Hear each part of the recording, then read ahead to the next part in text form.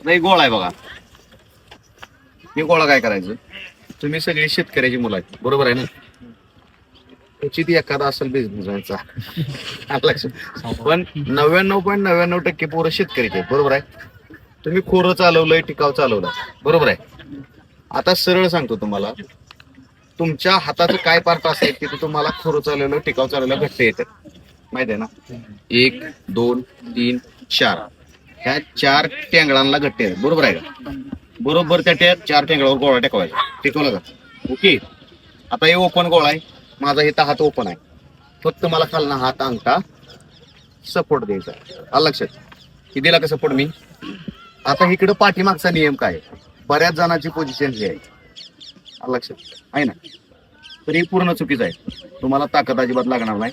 Plus तुम्ही ज्यावेळेस गोळा टाकता त्यावेळेस तुमचं एखादं बोट लचकतं, एखादं बोट मुरगळतं, एखादं बोट दुखायला चालू. त्याचं कारण काय आहे की फिरत जाणार. ओके. आता साधी गोष्ट, इथं मी पकडलाय गोळा, माझ्या प्रत्येक बोटात एक एक बोटाचा स्पेस शिल्लक असणार आहे का? आहे का? बरोबर आहे ना?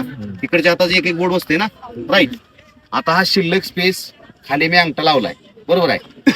मला गोळा काय करायचा आहे, हा याचा इथं पकडायचा, बरोबर कानाच्या खाली पकडणं. ओके. आता टाकताना मला काय करायचं आहे, डाऊन पोझिशन, श्वास आणि हो पुश. ओके. साधा आणि सिंपल आहे.